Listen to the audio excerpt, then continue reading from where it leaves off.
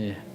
오늘 저는 여러분과 함께 연이어져 오는 이름들 가운데 여호와의 이름에 관한 설교의 네 번째 주제로 여호와 니시라고 하는 제목으로 함께 은혜를 나누도록 하겠습니다. 먼저 한번 이 숫자를 한번 보시겠습니다. 62전 62승입니다. 혹시 이게 누구에게 해당되는 말인지를 혹시 알고 계십니까? 우리들이 일반적으로 알고 있기는 이순신 장군이 23전 23승의 주역이라고 알고 있지만 또 다른 역사학자들은 소규모 대규모의 모든 전투를 합치면 이순신 장군의 실제 전적은 62전 62승이라고 합니다. 세계 군사의 유래를 찾아보기 힘든 엄청난 역할을 했고요. 특별히 명량해전은 12척의 배로 133척의 외선을 격파하는 대업을 이루었습니다. 그래서 이순신 장군에게 붙여지는 하나의 이름은 그는 언제나 승리했다는 사실입니다. 1598년에 노량해전에서 마지막 전투를 벌이기까지 그는 패하지 않는 전쟁을 했던 위대한 장군이 이순신 장군이었습니다. 그가 우리에게 남겼던 말이 이 말입니다. 금신전선 상류 12. 무슨 말이죠? 신에게는 아직 전선 12척이 남아 있습니다.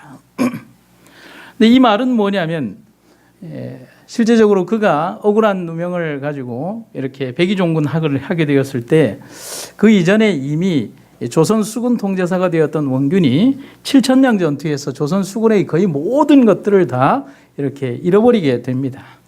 그가 막상 부임해서 전쟁에 임해야 되는데 싸울 수 있는 배라고 하는 것은 가용될 수 있는 배, 아주 훌륭한 배들이 아니라 가용될 수 있는 배라고 하는 것은 겨우 12척의 배밖에 남아있지 않았습니다. 그런데 그 12척의 배로 그 많은 전쟁에서 이길 수 있었던 것은 이순신이 얘기했던 이 한마디 속에 모든 것이 다 담겨 있습니다. 신의 몸이 살아있는 한 감히 적은 조선의 바다를 넘보지 못할 것입니다. 했습니다. 역사에 등장하는 이 이야기지만 우리는 많은 것들을 생각하는 것입니다. 단순한 전쟁의 이야기가 아니라 이순신이 우리에게 보여준 모습은 뭐냐면 그는 패하지 않는 전투를 했던 사람이었다는 사실입니다. 우리는 오늘 영적인 대쟁투에서 우리가 바로 그러한 싸움의 주인공들이고 하나님께서 우리에게 바로 그런 패하지 않는 전쟁의 주인공으로 만들어 주시기 위하여 우리를 이끌고 계심을 잊지 마시기를 간절히 바랍니다. 그런 역사의 전쟁의 이야기 가운데 하나 등장하는 것이 바로 오늘 성경 본문에 등장하는 르비딤 전투에 관한 이야기라고 할 수가 있습니다. 먼저 역사 속으로 조금 들어가 보면 아브라함의 자손이었지만은 팥죽 한 그릇으로 자신의 장자권을 팔아버린 사람이 있습니다. 누구죠? 에서입니다. 그 에서가 오늘 성경 본문에 등장하는 아말렉 족속의 시조가 됩니다. 참 질긴 인연이라고 할 수가 있습니다. 야곱의 형제들이 요셉을 따라서 이집트로 갈 때 아말렉 사람들은 가나안 남쪽 지방에 정착을 합니다. 그 이후로부터 수세기 후에 출애굽하는 이스라엘 백성들을 대적하면서 오늘의 전쟁터인 르비딤에서 치열한 전쟁을 일으키고 있는 것입니다. 물론 이 전쟁뿐만이 아니라 나중에 그들이 완전히 멸망을 당할 때까지 이스라엘과 정말 많은 부대낀 가운데 있었던 족속이 아말렉 족속입니다. 출애굽에서 광야에 나오자마자 하나님께서 아무것도 없는 백성들을 위해서 만나와 생수를 주면서 그들을 광야로 인도할 때 이스라엘 민족에게 아말렉 족속은 아무런 이유도 없이 그냥 공격을 합니다. 이 공격의 이유에 대해서 우리는 생각을 해보기를 그것은 아마도 뿌리 깊은 선조의 감정이 남은 잔재일 수도 있고 미지의 적을 사전에 없애버리고 싶은 그들의 정치적 목적일 수도 있다라고 말할 수가 있습니다. 그런데 우리는 다시 한번 역사의 긴 시간을 지내고 나서 무엇을 생각하느냐 하면 이것은 단순한 두 민족 간의 전쟁이 아니라 영적인 전쟁이라는 사실을 우리는 분명히 알 필요가 있습니다. 사단은 언제든지 우리의 영적인 전투에서 우리를 넘어뜨리고 공격하기 위해서 준비하고 있습니다. 나의 연약성이 무엇인지, 내가 어떤 것에 대하여 연약한지, 어떤 유혹에 가장 치명적인지. 나는 60년, 70년 혹은 80년의 인생을 살아가지만은 사단은 그가 우리 인류의 역사와 함께하는 지난 6,000년 동안 인간을 분석하고 연구하고 우리의 품성에 대하여 연구를 하면서 우리가 어떤 것에 대하여 가장 연약한지를 우리보다도 더 잘 아는 존재가 바로 사단이라고 하는 사실을 알 수 있습니다. 하지만 우리가 이 모든 일에 담대할 수 있는 것은 따라해 보시겠습니까? 나의 능력이 아닌, 조금 힘있게 해봅시다. 나의 능력이 아닌 하나님의 능력으로 우리는 승리합니다. 아멘입니까? 나의 능력으로라면 절대로 그를 당할 수 없습니다. 그러나 우리는 이 거대한 영적인 대쟁투의 선상에서 나의 능력이 아닌 하나님의 능력으로 승리할 것을 알기에 이 전쟁에 임할 수 있고, 이 전쟁이 절대로 내가 지지 않는 승리의 전쟁이라는 사실을 알 수가 있다는 사실입니다. 엘렌 화이트의 글에 보면 이런 글귀가 있습니다. 아무도 스스로 자포자기하여 낙심하거나 실망할 필요가 없다. 사단은 그에게 가까이 와서 너는 절망적인 상태에 놓여 있어, 너는 회복될 가망이 전혀 없어 라고 말함으로써 가혹하게 암시할 것이다. 그러나 그리스도 안에서 그대에게는 희망이 있다. 하나님께서는 우리의 힘으로 승리하라고 명령하지 않으신다. 우리가 당하고 있는 어려움이 심령과 육체를 아무리 억압하고 있을지라도 그분께서는 우리에게 자유를 주시고자 기다리고 계신다. 오늘 설교의 모든 주제가 여기에 다 있습니다. 설교 끝. 굉장히 좋으시죠? 근데 저도 책임이 있기 때문에 조금 더 해야 합니다. 우리는 이 거대한 영적 전쟁의 틈바구니에서 어디로 가야 할지, 어떻게 해야 싸워야 할지를 모르는 연약한 존재들입니다. 하지만 바라보고 귀를 기울이면 우리가 가야 할 길을 보여주시고 말씀하시는 그분의 음성을 듣게 될 것입니다. 아말렉이 아무리 강하다 할지라도 우리는 승리할 수 있습니다. 아멘입니까? 첫 번째로 우리는 여호와 니스의 하나님을 배울 수가 있습니다. 여호와 니스의 뜻은 여호와는 나의 깃발, 그리고 여호와는 나의 승리라고 하는 뜻을 가지고 있습니다. 르비딤 언덕에서 시작된 전쟁은 다른 전쟁들과는 다르게 아주 특이한 방향으로 전개가 되고 있습니다. 그 특이함은 뭐냐면 모세의 팔이었습니다. 이 전쟁과 모세의 팔이 무슨 상관이 있겠느냐 하면은 출애굽기 17장 11절에 있는 말씀에는 이렇게 기록이 되어 있습니다. 모세가 팔을 치켜들고 있는 동안에는 이스라엘 백성이 싸움에서 이겼지만 모세가 팔을 내기면 아말렉 사람들이 이겼습니다. 이게 무슨 그림일까요? 이렇게 들고 있으면 뭐하고? 이기고, 내리면 지고. 이렇게. 아마 이제 모세가 올렸다가 내려보니까 지고, 뭐 이제 이 장면이 아마 묘사가 된 것입니다. 여러분, 전쟁의 향방을 결정하는 중요한 원인이 모세의 팔과 직접적 연관이 있었습니다. 정말 이상한 일 아닙니까? 전술도 전략도 무기도 화력도 군사의 수도 아닌 지도자 모세의 팔이 들리면 이기는 전쟁이었습니다. 성경에서 전쟁의 승패를 결정하는 요소가 우리가 아는 것과는 다르다는 사실을 보게 됩니다. 우리는 성경을 통해서 무엇을 배우느냐 하면 이 세상의 방법과 하나님의 방법이 다르고, 이 세상의 전쟁과 하나님의 전쟁이 다르며, 이 세상의 셈법과 하나님의 셈법이 다르며, 이 세상의 방정식과 믿음의 방정식이 다르다는 사실을 우리는 알 필요가 있습니다. 그래서 제가 어제 설교를 준비하면서 한번 질문해 보자라고 하는 항목으로 제가 이렇게 몇 가지의 질문을 한번 만들어 와 봤습니다. 한번 질문해 봅시다. 첫 번째, 애굽의 병사 수만 명을 일시에 홍해 바다에 잠기게 한 것이 을지문덕의 살수처럼 당연히 이해가 되십니까? 두 번째, 여리고성이 무너진 것이 이스라엘 군사들의 기가 막힌 전술 전략 때문이라고 생각하십니까? 세 번째, 기드온 300명의 군사가 13만 5천 명의 미디안 군사를 이긴 것이 아이언맨 같은 그들의 힘 때문일까요? 왜냐하면 300명으로 13만 5천 명을 나누면 한 사람이 450명씩을 이겨야 합니다. 아이언맨이 아니면 안 돼요. 네 번째, 자기보다 8배 이상이나 몸무게가 나가는 골리앗을 겨우 조약돌 몇 개로 무너뜨린 것이 다윗의 기가 막힌 기술과 전술 때문일까요? 이 네 가지의 정답은 아니요입니다.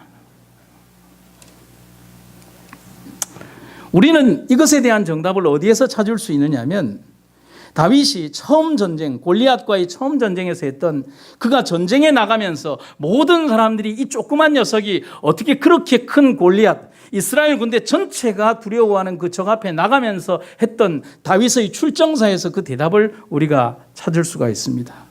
사무엘상 17장 45절과 46절 다윗이 블레셋 사람에게 이르되 너는 골리앗이죠. 칼과 창과 단창으로 내게 나아오거니와 나는 만군의 여호와의 이름 곧 네가 모욕하는 이스라엘 군대의 하나님의 이름으로 내게 나아가노라. 오늘 여호와께서 너를 내 손에 넘기시리니 내가 너를 쳐서 네 목을 베고 블레셋 군대의 시체를 오늘 공중의 새와 땅의 들짐승에게 주어 온 땅으로 이스라엘에 하나님이 계신 줄을 알게 하겠다. 아멘이 이렇게 작아가지고는 안 돼요. 지금 이 장면에서 그 아멘 가지고 되겠습니까? 네. 하라고 할 때 하십시오. 다시 한번. 내가 오늘 너를 쳐서 네 목을 베고 블레셋 군대의 시체를 오늘 공중의 새와 땅의 들짐승에게 주어 온 땅으로 이스라엘에 하나님이 계신 줄을 알게 하겠다. 우리는 이 영적 전쟁의 가장 큰 무기가 칼과 창과 단창이 아니라 바로 하나님이라는 사실을 잊어서는 안 됩니다. 그래서 모세의 들린 팔은 세상과 우주를 창조하신 하나님이 손을 들어 그들을 보호하고 계심을 말하는 것입니다. 그리고 모세의 들려진 팔은 인류를 죄악 가운데에서 구원하신 구세주 예수 그리스도의 들린 팔을 상징하고 있음을 우리는 기억해야 합니다. 그럼 오늘 우리에게 가장 필요한 것은 뭘까? 그렇습니다. 그분이 니시, 곧 깃발이 되신다면 우리는 그 깃발을 바라보고 그 깃발을 중심으로 뭉쳐서 전진하는 백성이 되어야 한다는 사실입니다. 우리의 믿음과 시선과 우리 삶의 목표가 그분을 바라보며 살아가는 원대한 신앙인, 아니 우리가 바라보는 것을 위해서 스펄전의 회심을 이루었던 한 장로님, 나이 많으신 장로님의 설교에서 젊은 스펄전을 어깨를 잡으면서 젊은이 예수 그리스도를 바라보기 위하여 대학에 갈 필요는 없어, 그냥 바라보면 되라고 말했던 그 한마디의 말이 스펄전이라는 위대한 설교가를 만들었던 것처럼 오늘 우리들의 삶에서 예수님을 바라보는 그런 신앙이 가장 중요하다는 사실이죠. 그래서 바울은 우리에게 이렇게 권면합니다. 표대를 향하여 그리스도 예수 안에서 하나님이 위에서 부르신 부름의 상을 위하여 내가 달려가노라 했습니다. 지금은 아니지만 아주 오랜 기간 동안 빌리 그레이엄 목사님과 함께 사역을 같이 했던 킴 윅스라고 하는 한국인 맹인 아가씨가 있었습니다. 한국 전쟁 당시에 이렇게 실명을 했고 고아원에서 자랐는데 어떤 미군 중사의 도움으로 미국에 가서 잘 성장을 하고 인디애나 주립대학에서 공부를 하고 또 노래를 잘해서 오스트리아에서 성악 수업을 해서 훌륭한 성악가가 된 그런 여인이 킴 윅스라고 하는 여자분이었습니다. 이런 그녀가 빌리 그레이엄 목사님과 함께 전도 집회에 따라다니면서 노래를 부르고 그러면서 그녀가 했던 간증의 한 대목이 있습니다. 그는 평생 이런 얘기를 하고 다녔습니다. 그녀가 했던 간증의 이야기를 제가 읽어드리도록 하겠습니다. 사람들이 장님인 저를 인도할 때 저 100m 전방에 뭐뭐가 있다라고 말하지 않습니다. 단지 앞에 물이 있으니 건너뛰라고 말하고 층계가 있으니 발을 올려놓으라고 말합니다. 저를 인도하시는 분을 믿고 한 걸음씩 걸음을 옮기기만 하면 저는 제가 가고자 하는 목적지에 꼭 도착을 합니다.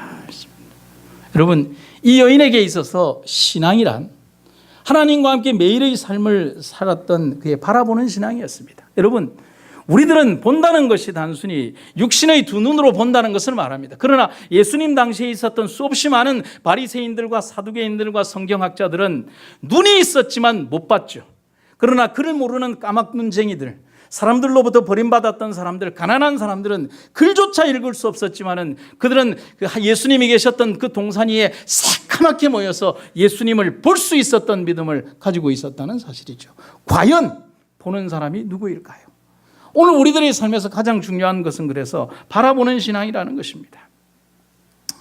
우리에게도 이렇듯 바라보는 신앙과 믿음을 통해서 정말 예수님을 오늘 이 시간 바라보고 돌아가시게 되는 여러분과 제가 되기를 간절히 바랍니다.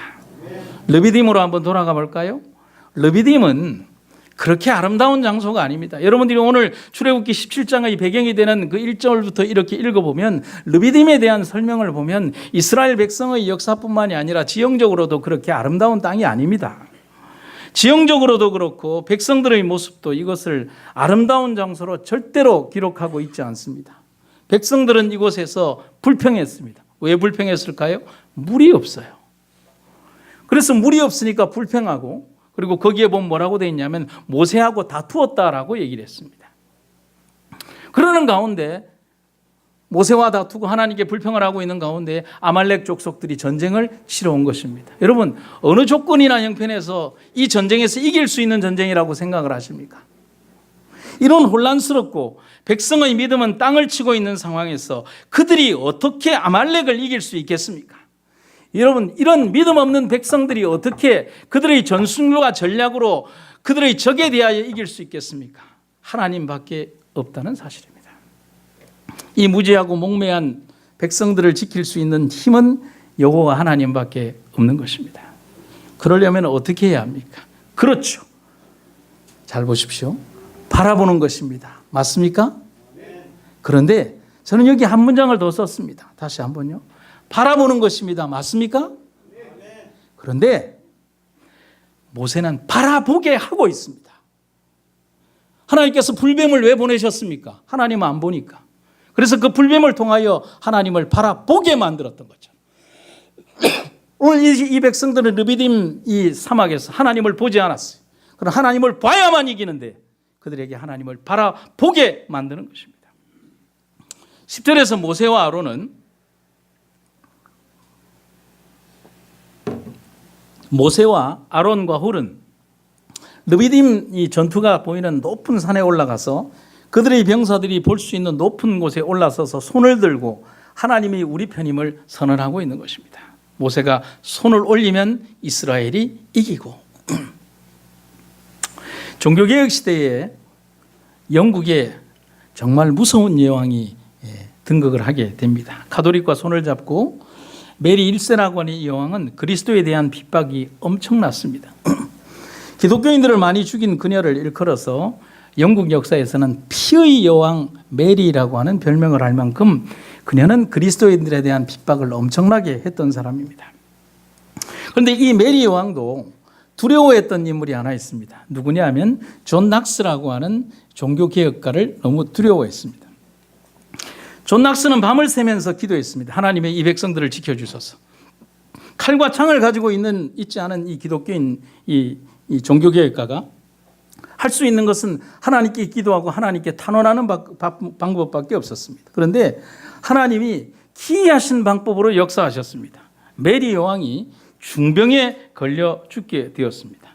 역사에 보면 메리 여왕은 5년간 재위를 했는데 난소암에 걸리게 됩니다. 그래서 1558년 11월 17일 세인트 제임스 궁전에서 사망하게 됩니다. 그런데 그녀가 죽기 전에 자기의 두려움을 표현한 말이 오늘 기독교 역사에 남아 있습니다. 그녀가 이런 얘기를 했습니다. 존 낙스의 기도는 100만 명의 군대보다 더 두렵다. 여러분 아멘입니까? 아멘.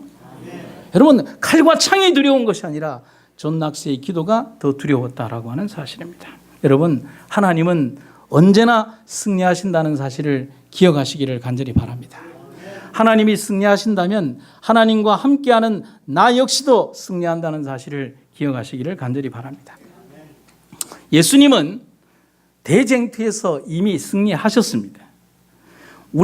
그렇다면 우리는 분명히 생각을 해야 합니다. 제가 지금 시제를 어떻게 썼습니까? 과거로 썼죠. 하나님은 대쟁투에서 이미 승리하셨습니다.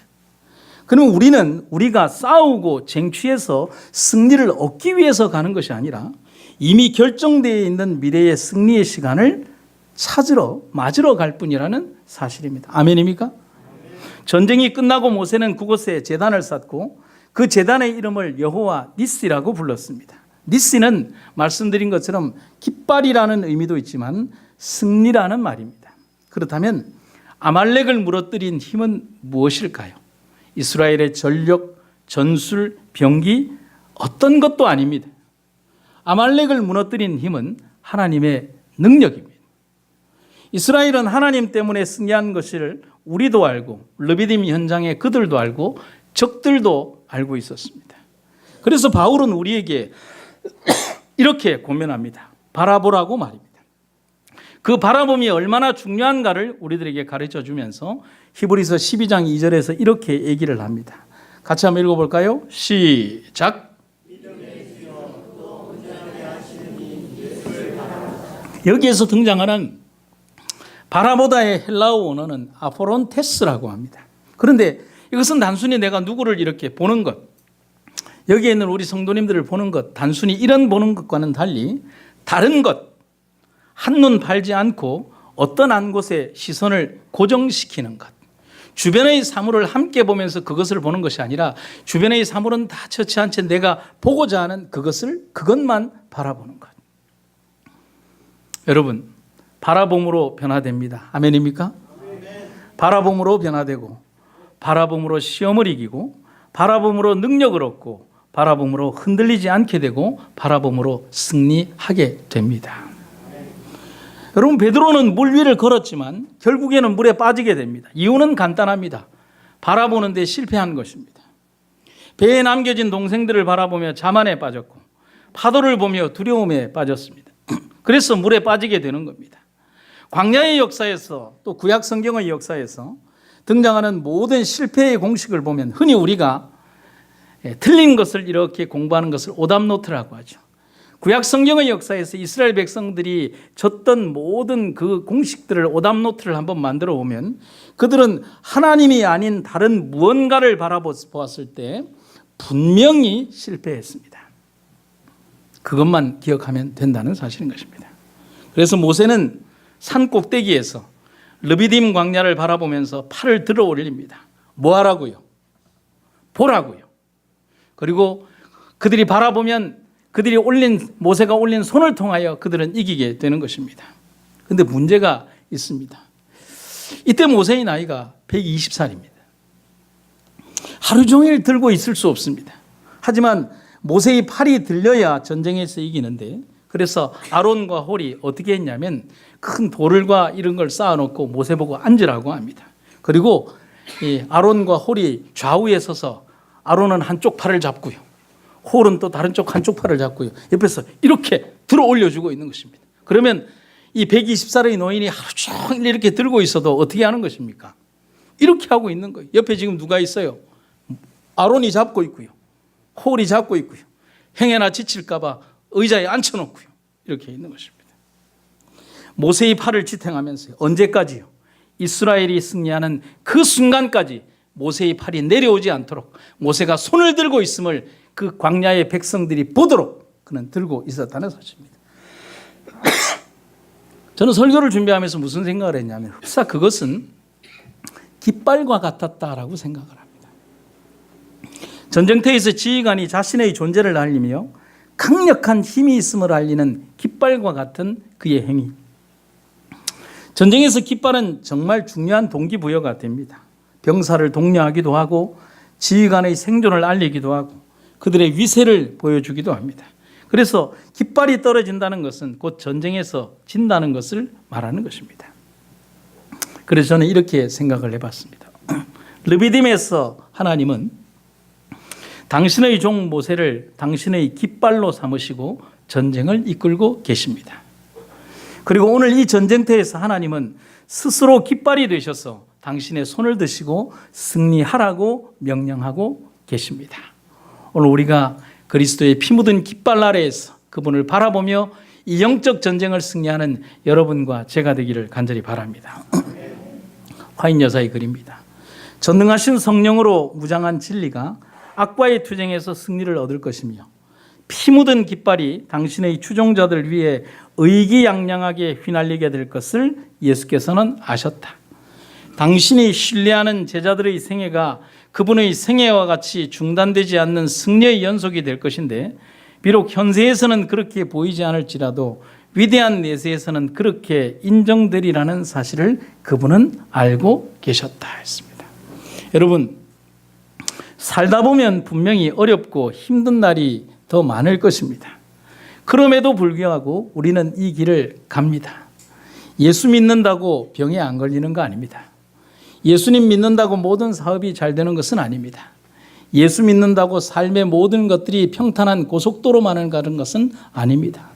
예수를 믿으면서도 삶의 어려움과 고통과 눈물 나는 일과 고통과 삶의 어려운 일들이 있습니다.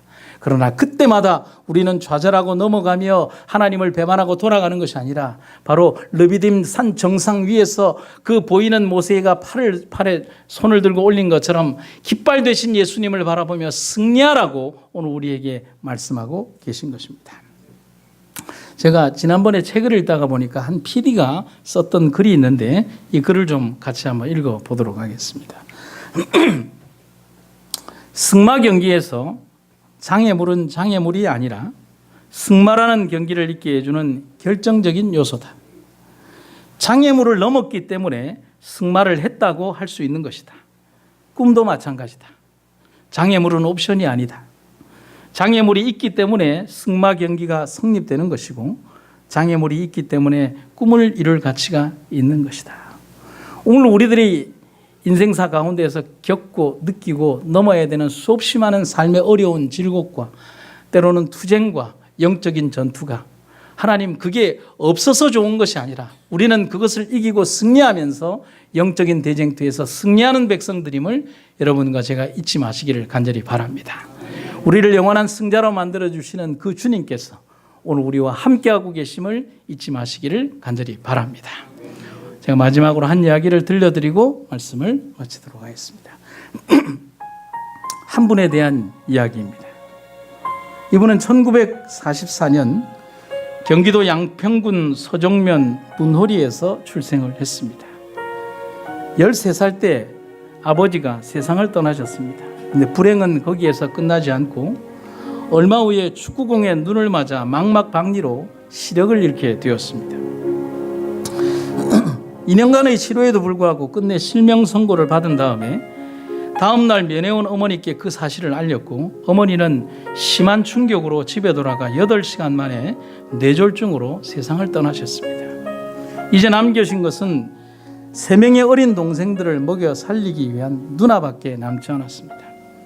이 3명의 어린 동생들을 먹여 살리기 위해 당시 17살이던 누나는 학업을 포기하고 평화시장에서 봉제공장 직공으로 일을 한 지 2년 뒤에 과로로 죽게 됩니다. 3명의 동생만이 남았습니다. 어떻게 해야 할까? 9살 난 여동생은 보육원으로 가고 남동생은 지인의 철물점으로 가고 자신은 맹인 재활론으로 가게 됩니다. 그렇게 기구한 삶을 살면서 이 5 가족이 다 흩어지게 되어버렸습니다. 1961년 그는 17살에 5년 늦깎이 지각생으로 서울맹학교 중등부 1학년을 시작했고 그해 5월에 소공동 걸스카우트 본부에서 봉사활동을 하던 숙명여자대학교 영문과 1학년에 다니는 여학생 누나와 운명적인 만남을 가지게 됩니다. 그녀는 이곳에 와서 이제 맹인들을 위해서 글을 읽어주고 그들과 함께 소통하는 그런 상담을 했던 것입니다. 기간은 1년이었습니다. 그런데 그녀는 1년 동안의 봉사기간이 끝나고 나서도 누가 시키지도 않았는데 서울맹학교 기숙사로 찾아가서 소년에게 책을 읽어주고 보살펴 주었습니다. 그렇게 그녀는 6년간을 소년의 누나 역할을 했습니다. 그녀의 이름은 석은옥이라고 합니다. 근데 그녀가 1967년 미국으로 건너가서 펜실베니아주 주교육지원청에서 1년 과정의 시각장애인 교육훈련을 받았습니다. 왜 시각장애인 교육훈련을 받았을까요? 그리고 그녀가 미국에 간 사이 소녀는 1968년 연세대 교육학과에 입학을 하게 됩니다. 그리고 1972년 2월 21일 그 소녀는 연세대학교 교육학과를 우등으로 졸업을 하게 됩니다. 졸업식 5일 다음에 미국에서 돌아온 그녀와 두 사람은 기독교 회관에서 결혼식을 올립니다. 소년의 눈이 되주었던 그 대학생 누나가 이제는 평생의 등불이자 반려자가 된 것입니다. 그리고 신혼부부가 된 두 사람은 미국에 유학해서 1976년 한국인 최초의 시각장애인 박사가 되었습니다. 대단한 인생 이야기지요. 아름다운 인생 이야기입니까? 근데 그들의 이야기는 이곳으로 끝나지 않습니다. 이 두 부부에게 2명의 아들이 있었는데 그 2명의 이분에 대한 이야기를 좀 더 하면 1992년 사회복지법인 국제교육재활교류재단을 창설해서 회장직을 맡고 루스벨트 재단의 고문을 역임을 합니다. 유엔 장애위원회의 부의장을 지냈고요. 미국 대통령이 임명하고 상원의 인준을 받는 고위공직자 500명 중에 한 명인 백악관 국가장애위원회 정책차관보로서 미국 내 장애인 인권 분야에 큰 영향력을 발휘하는 한국인으로서 명예를 드높였습니다. 그런데 이 두 부부에게 2명의 아들이 있었는데 그 두 아들 역시도 엄청난 축복을 받게 됩니다. 중간에 있는 장남은 강진석이라고 하는데 링컨 대통령의 장남 로버트 토드와 필립스 엑서트 아카데미 그리고 하버드대 동문이 되었고 안과 의사의 꿈을 이루어서 30대에 이른 나이에 워싱턴 수도권 의사협회 회장과 전미안과협회 임원이 되었습니다. 둘째 동생 강진영은 필립스 앤도버 아카데미 출신으로 부시 대통령 부자와 동문이고 변호사가 되었어 오바마 대통령의 백악관 특별보좌관으로 임명이 되었고 부자가 대를 이어서 백악관에 입성하는 기록을 만들게 되었습니다. 여러분, 저는 이 부자들의 단순한 성공 기록을 여러분들에게 들려주기 위해서 말씀드린 게 아닙니다. 강영우 박사가 그의 자서전에서 이런 글을 얘기를 합니다. 내가 하나님에게 눈을 고쳐달라고 했을 때 만약에 하나님께서 예스라고 하셨다면 저는 누나의 뒤를 이어 공장에 들어가 소년 가장이 되었을 것입니다. 그러나 하나님은 노로 대답하셨고 맹인재활센터에서 저를 훈련하셨습니다. 그때 만약에 제가 그토록 눈물을 흘리며 요구했던 제 눈을 뜨게 해주셨다면 저는 기껏해야 공장장으로 끝났을 테지만 후에 저는 백악관에서 일하게 되었습니다. 그리고 그가 자서전을 집필하고 그 자서전의 제목이 바로 이것입니다. 내 눈에는 희망만 보였다 했습니다. 여러분들 보고 계십니까? 보지 못하는 자가 희망을 보았다는 얘기. 보는 자는 절망을 보는데 보는 자는 희망이 보이지 않는데 육신의 눈이 가리워진 그는 희망만 봤다고 합니다. 그가 우리들에게 남긴 아름다운 인생의 흔적, 단순히 한 장애인의 인생 극복 스토리가 아니라 하나님을 믿고 의지했던 사람이 그에게 다가오는 인생의 절망스러운 거대한 장벽 앞에서도 그렇게 당당히 승리자로 남을 수 있는 그 모습을 보여주는 가장 아름다운 이야기. 하나님은 우리들을 영원한 승자로 만들어 주시기 위하여 여호와 니스의 하나님이 되십니다. 그때나 르비딤 현장의 그때나 오늘을 살아가는 지금이나 하나님은 여호와 니스의 하나님으로 우리를 승자로 만들어 주고 계십니다. 우리는 이미 예정된 승자의 길을 따라서 우리에게 주실 영원한 상급을 향하여 걸어가면 됩니다. 오늘 우리의 삶의 터전에 제단을 쌓읍시다. 그리고 그 제단에 모세처럼 이름을 붙입시다. 그 제단의 이름에 여호와 니스의 하나님, 우리의 승리자 하나님이라고 우리 역시도 제단을 쌓자는 사실 것입니다. 오늘 말씀을 마치면서 일본의 저명한 신앙인 우치무라 간조의 말로 제 설교를 마치려고 합니다. 우리의 하나님이 우리와 함께 계심으로써 유약하고 편협한 우리는 이 세상을 넉넉히 이기고도 남음이 있다. 우리는 영원히 여호와의 거룩한 신 이름에 의지할진자. 사랑하는 여러분, 우리가 영원한 승리자임을 잊지 마시기를 간절히 바랍니다.